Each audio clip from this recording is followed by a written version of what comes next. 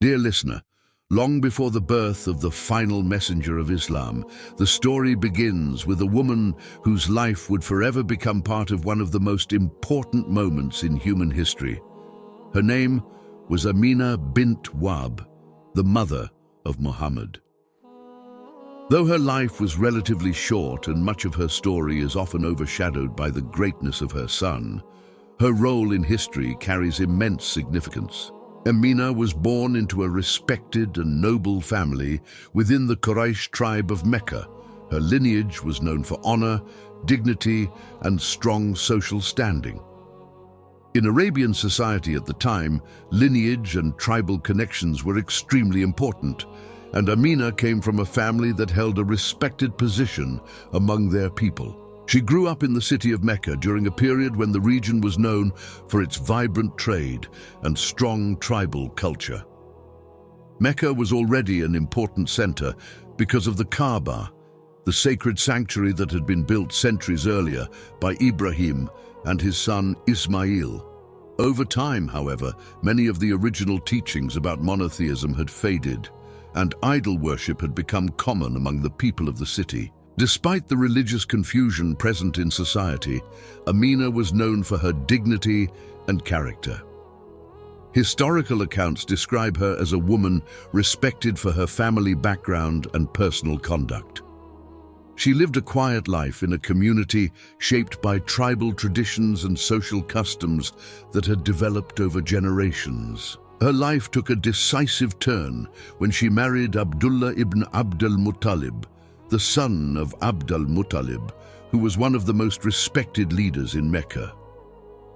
Abdullah was known for his noble character and came from a family entrusted with the care of the Kaaba and the leadership of important responsibilities within the city. Their marriage brought together two respected families of the Quraysh tribe. In the traditions of Arabian society, such unions strengthened family ties and reinforced social bonds within the community. Yet no one at the time could have imagined that this marriage would lead to the birth of a child whose influence would extend far beyond the deserts of Arabia. For Aminah, the marriage marked the beginning of a new chapter in her life. She entered her husband's family with hope and anticipation for the future. The young couple's life together seemed full of promise, and their union was welcomed by their relatives and community. But destiny had already begun shaping events in ways no one could foresee. Within a short time after their marriage, Abdullah prepared to travel as part of a trading journey, a common activity for men in Mecca whose livelihoods often depended on commerce with distant regions. What happened during that journey would change Aminah's life forever. Abdullah fell ill while traveling and passed away before he could return home. The news of his death reached Mecca, bringing sorrow to both families and leaving Aminah in a difficult situation. At that moment, Aminah was expecting a child. The loss of her husband meant that the child she carried would enter the world without ever meeting his father. For a young woman in Arabian society, this was an incredibly challenging situation. Yet, unknown to those around her, the child she carried would grow to become one of the most influential figures in human history. The world did not yet know that this unborn child would later be known as the Messenger of Allah, the final prophet sent to guide humanity. Even during her pregnancy, some reports describe that Aminah experienced unusual dreams and signs, suggesting that her child would have a remarkable future. These moments hinted that something extraordinary was about to unfold. But before the birth of this child would bring hope to the world, the story of Aminah would first be shaped by sorrow, patience, and the strength required to face a future she had never expected. The life of Aminah bint Wahb took a decisive turn when she married Abdullah ibn al-Muttalib. In the society of Mecca at that time, marriages often connected respected families and strengthened tribal relationships. The union between Aminah and Abdullah brought together two noble lineages within the Quraysh tribe, both known for their honor and strong reputation. Abdullah was the son of al-Muttalib, one of the most respected leaders in Mecca. al-Muttalib, held important responsibilities connected to the Kaaba, the sacred sanctuary that had long been a center of pilgrimage and reverence in the city. Because of this position, his family was widely known and respected among the people of Mecca. Abdullah himself was known for his noble character and dignity. Many historical accounts describe him as a young man, admired for his good manners and strong reputation among his people. His marriage to Aminah was seen as a joyful event for both families, marking the beginning of a new household filled with hope for the future. For Aminah, this marriage represented stability and companionship in a society where family connections were deeply important. The young couple began their life together with the expectation of building a family and contributing to the traditions of their community. However, the happiness of this union would be tragically short-lived. Not long after their marriage, Abdullah prepared to join a trading caravan traveling north toward the region of Syria. Such journeys were common among the merchants of Mecca, whose economy depended heavily on trade routes connecting Arabia to neighboring lands. These caravans transported goods such as textiles, spices, and other valuable items between distant markets. Before leaving, Abdullah spent time with his family and his new wife. At that moment, neither he nor Aminah could have imagined that their farewell would be their last meeting. During the journey, Abdullah became ill while the caravan was returning to Mecca. Because he was too weak to continue traveling, he stayed behind in the city of Medina with relatives from his extended family. Unfortunately, his illness worsened, and he passed away there before he could return home. When the news of his death reached Mecca, it brought deep sorrow to both families. For Aminah, the loss was especially painful. She had been married only a short time, and now she faced life without her husband. Even more difficult was the fact that she was pregnant at the time. The child she was carrying would be born without ever seeing his father. In a society where family support was crucial for survival and stability, this situation created great uncertainty about the future. Yet despite the sadness surrounding this moment, destiny was unfolding in a way that would later become clear. The unborn child in Aminah's womb would grow up to become Muhammad, the final messenger sent to guide humanity. For Aminah, the months following Abdullah's death required patience and resilience. She remained in Mecca, supported by members of her family and the family of her late husband. While grief filled her life, she also carried within her the hope of the child she was expecting. Some historical reports describe that during her pregnancy, Aminah experienced unusual dreams that hinted at the future importance of her child. These experiences suggested that the child she carried would have a special role in the world. Whether understood as dreams or signs of reassurance, these moments gave Aminah strength during a difficult period of her life. She continued preparing for the birth of her child, while holding on to the hope that his arrival would bring new meaning to her future. As the months passed and the time of birth approached, the people of Mecca had no idea that a moment of great historical importance was about to occur. Because soon, in the year of the elephant, Aminah would give birth to a child whose message would transform the world forever. As the months passed after the death of her husband, Aminah bint Wahb prepared for the birth of her child with both hope and uncertainty. She was carrying a child who would enter the world without a father, and the responsibility of raising him would fall largely upon her and the family of his late father. Yet unknown to the people of Mecca, the birth that was approaching would mark one of the most important moments in human history. The year in which this birth took place would later become known as the Year of the Elephant. This name comes from a dramatic event that had occurred shortly before the child's birth. An army led by a powerful ruler from Yemen had marched toward Mecca with the intention of destroying the Kaaba, the sacred sanctuary at the center of the city. The army even brought elephants to assist in the attack, something rarely seen in Arabia at that time. However, according to Islamic tradition, the army never succeeded in its mission. Their attempt to destroy the Kaaba failed when they were struck by a sudden calamity sent by Allah. This event became widely known among the people of Arabia and was remembered as a sign that the sacred sanctuary was under divine protection. It was in this same year that Aminah gave birth to her son, the child who would later become Muhammad. Historical accounts describe that the birth took place in Mecca, in the home where Aminah was living at the time. For a woman who had recently lost her husband, the moment carried both joy and emotional weight. The child she held in her arms would grow up without knowing his father, yet his birth also brought hope and comfort during a time of loss. Some reports mention that Aminah experienced unusual dreams before the birth of her son. In one of these dreams, she was told that the child she carried would become a leader among his people. She was instructed to name him Muhammad, a name that means the praised one. The name itself was not very common in Arabia at the time, yet it would later become one of the most widely recognized names in the world. For Aminah, choosing this name reflected the sense that her child carried a special destiny. The birth of Muhammad brought happiness to his grandfather, al-Muttalib, who had already experienced the loss of his son, Abdullah. When he heard the news of the child's arrival, he went to see his grandson and welcomed him with great affection. According to traditional accounts, al-Muttalib took the newborn child to the Kaaba and prayed in gratitude to Allah. For him, the birth of this grandson brought comfort after the sorrow of losing his son.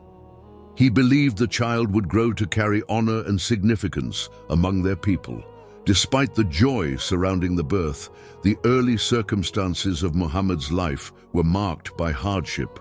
Being born without a father meant that he would grow up facing challenges from the very beginning, yet these early experiences would later shape the compassion and strength that became central to his character. In the society of Mecca, it was customary for newborn children from noble families to spend their early years in the desert with Bedouin tribes. These tribes were known for their strong Arabic language and simple way of life. Families believed that children raised in the desert would grow up healthier, stronger, and more connected to traditional values. For Aminah, this custom meant that she would soon face another emotional challenge. Not long after the birth of her son, she would entrust him to a wet nurse from the desert who would raise him during his early childhood. This separation was part of a common tradition in Arabia, but for a mother who had already lost her husband, it would be another moment requiring patience and trust. And soon, a woman from the desert would arrive, whose life would also become closely connected to the early years of the young child, who would one day become the final messenger of Islam. In the society of Mecca during the 6th century, it was a common tradition for noble families to send their newborn children to live in the desert with Bedouin tribes for the first few years of their lives. The harsh desert environment was believed to strengthen the health and character of young children. It also helped them grow up speaking pure Arabic, since the Bedouins were known for preserving the language in its most eloquent form. For Aminah bint Wahb, this custom meant that she would soon have to part with her infant son, Muhammad. Like many mothers of her time, she understood the benefits of this tradition, yet the thought of being separated from her child was still emotionally difficult. Groups of Bedouin women often traveled to Mecca looking for infants to nurse and raise in the desert for a few years. These women would care for the children as part of an arrangement that benefited both families. The Bedouin families received support and gifts, while the children gained the advantages of desert life. Among the women who came to Mecca during this time was Halimah al-Sa'diyah, a woman from the tribe of Banu Sa'd. Halimah and her husband had traveled to Mecca hoping to find a child to care for, but their journey had been difficult.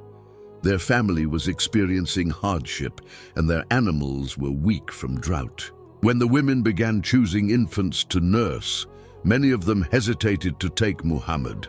Because his father had passed away before his birth, some believed that caring for an orphan might bring fewer financial benefits. One by one, the women selected other children, leaving Halimah without a child to take back with her. Eventually, Halimah decided that she did not want to return home empty-handed. She chose the child of Aminah, even though others had hesitated.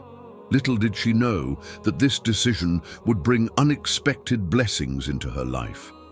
According to traditional accounts, once Halimah took the infant Muhammad into her care, her family began experiencing sudden improvements in their situation.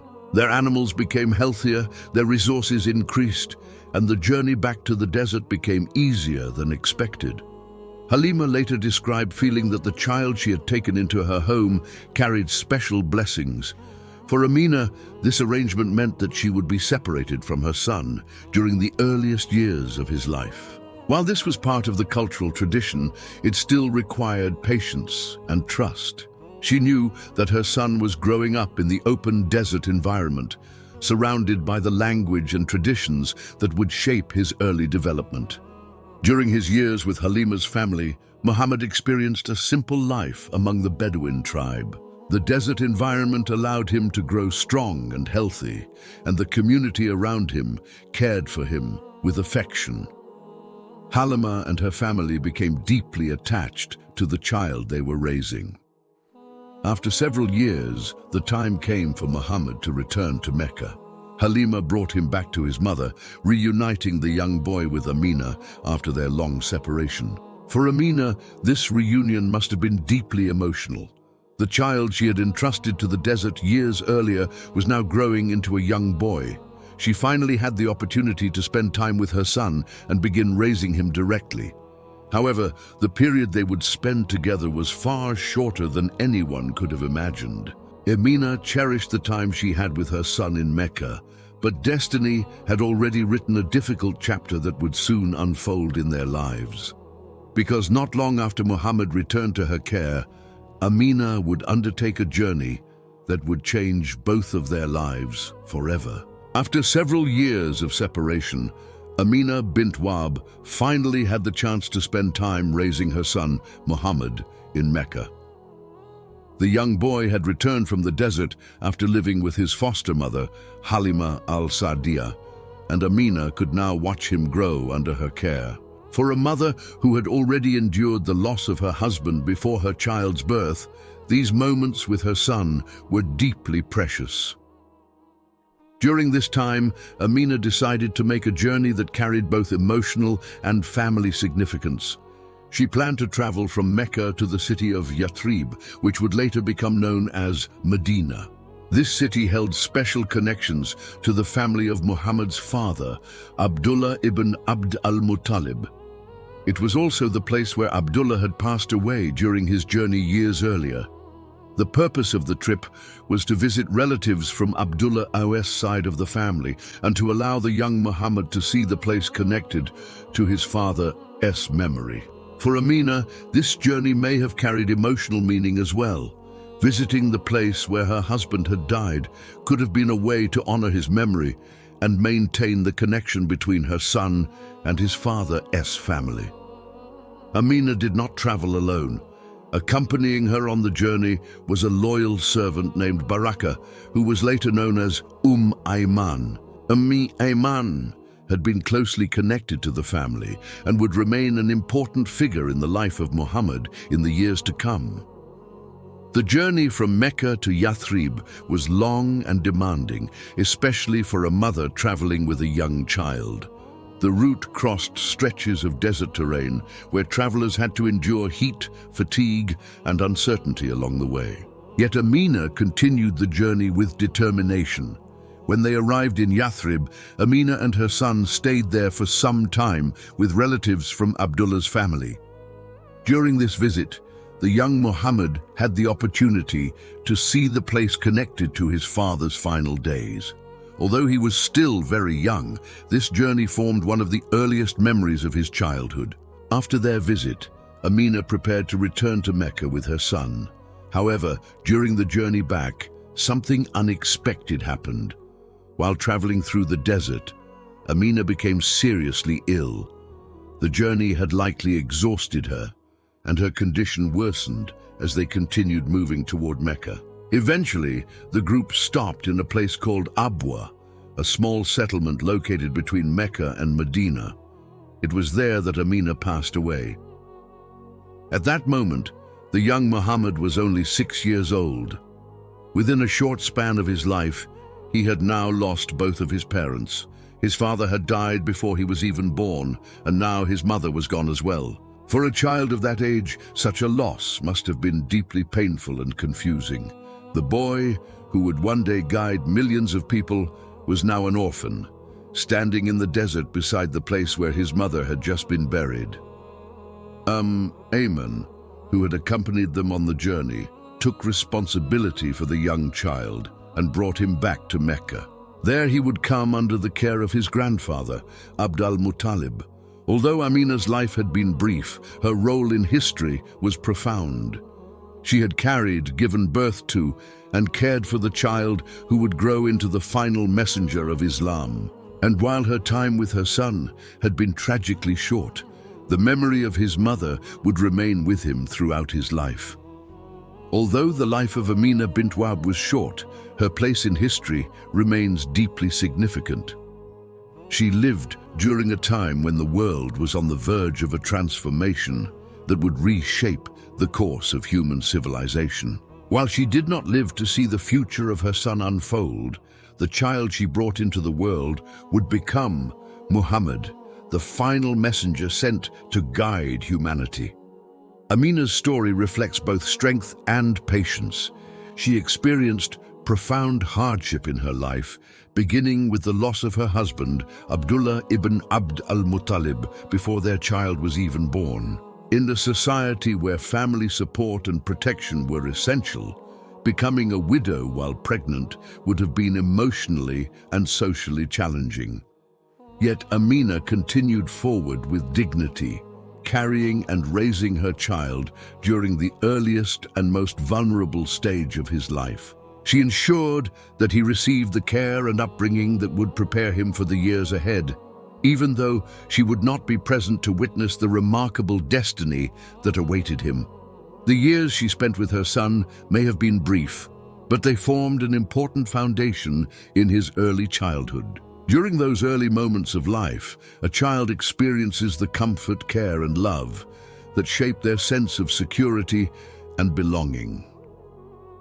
Aminah's role during this stage was essential in nurturing the young boy who would later carry a message that would reach every corner of the world. After her passing, the responsibility of caring for the young Muhammad was taken up by his grandfather, Abd al-Muttalib.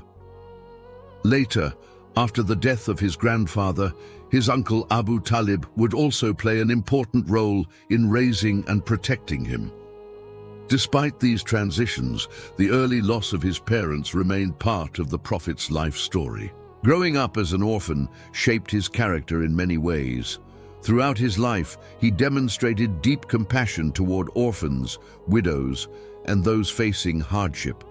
His teachings emphasized kindness and care for those who lacked family support. Many scholars believe that the experiences of his childhood helped nurture this sense of empathy. Having faced loss and vulnerability himself, the Prophet understood the struggles of others who were in similar situations. The legacy of Aminah, therefore, extends beyond her lifetime. Through her son, her influence reached generations of people across the world.